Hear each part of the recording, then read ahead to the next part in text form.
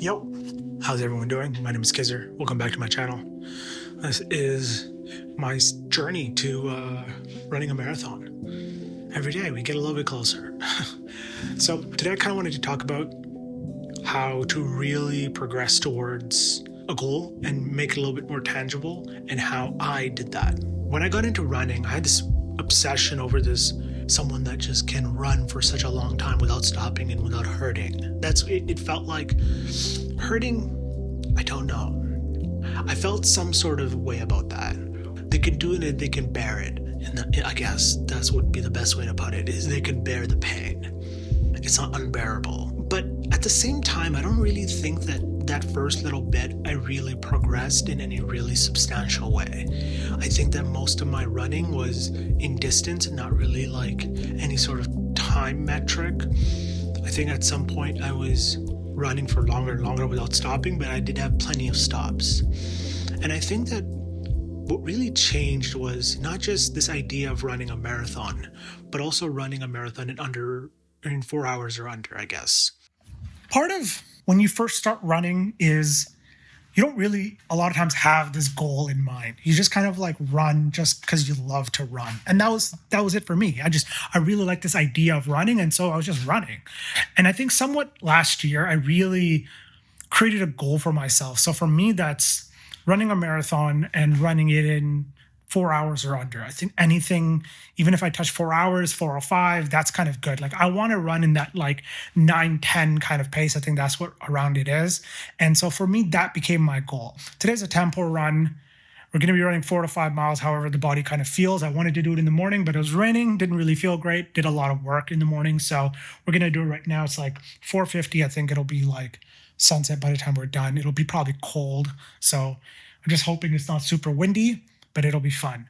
But the first thing for you guys to kind of hold on to, in my opinion, is create a goal, create some sort of schedule, and have your steps in your head and then put them out. I recently heard a really good piece of advice, which is your brain's really good at creating ideas, not storing them. So if you have your idea, you have your thought process and how you want to do it, write it out somewhere, whether it's on your phone or on a notepad or in Google Sheets, Google Docs somewhere, create some sort of step-by-step and what you kind of want to do and how, and what your goals are and stuff like that. And you'll be surprised at how much more efficient you'll become. All right, let's get right into it. I'm going to warm up.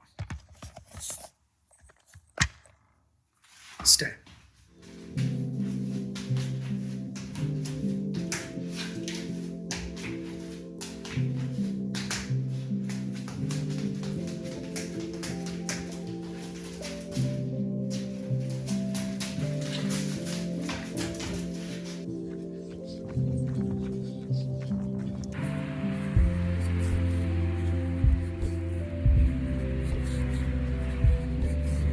First step for you should be is create ourselves a goal and create ourselves a very precise goal, and then let's go backwards and create all the steps and how we would approach that. So what does that look like for me? The biggest thing that I need to do is at some point early next year, I need to be running consistent 30-mile to 40-mile weeks. And once I do that, then I'm going to switch into either the P. Fitzgerald's plan.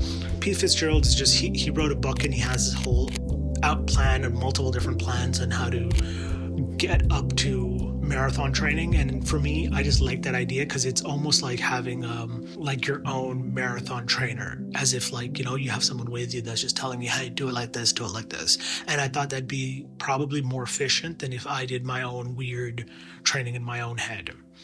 And I think that me seeing that how many tempo runs he had, and then me like doing research onto tempo runs and then including tempo runs in my own run, has made my pace just a lot faster. It's really just changed the game for me entirely. And I guess that's the point of this whole video, right? Is that you create yourself a plan, you break it down, you kind of go through it, and you'll find that there's a lot better ways to go about things. And they're more efficient, and people have done it before. That's the key. People have done what you've done before. So there's no point to learning everything from scratch. Just piggyback off of what other people have done, and you'll make mistakes anyways, but that'll be your own personal mistakes and you can learn from them.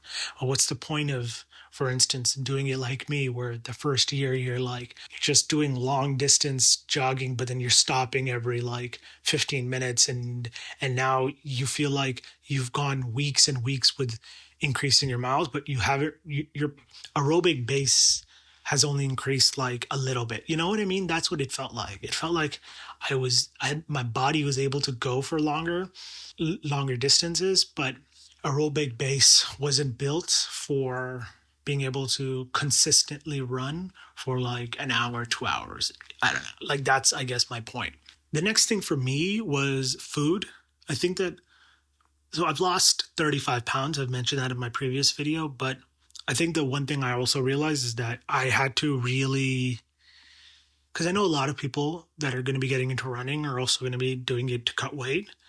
And so once you create yourself a plan like this, the other thing to realize is the amount you're eating is going to be quite important. And if you're trying to cut while you're trying to do something more performance-based, is going to be, there's a give and take there because you're trying to go both ways.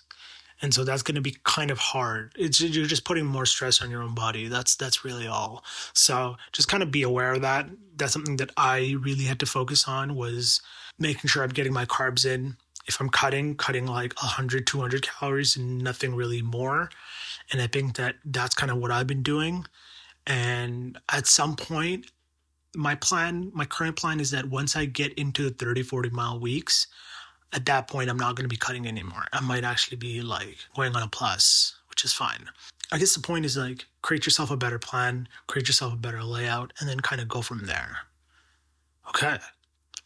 That's all I really have right now. But I guess my other thing is, if you guys are kind of curious on where I'm kind of at or where I'm kind of going and what I've been kind of up to, is I've been knees deep in finishing my first features. So it's been all week just editing. And so that's kind of what got this a little bit delayed. I really wanted this video to be out by Monday, but it's out by whenever today is, whatever it is. The week should be like a 15 mile. The first week of that Pete Fitzgerald thing is a 33 mile week, which isn't really daunting in any real way, but it's more so like, if I just go do that this week, I'm going to get injured. I just know my calf is just going to be like, what are we doing here? So I got to really make sure I do that week to week and start really increasing myself week to week. And so I feel like after like a month and a half or month, 2 months with just clean, consistent training weeks, I'll be there.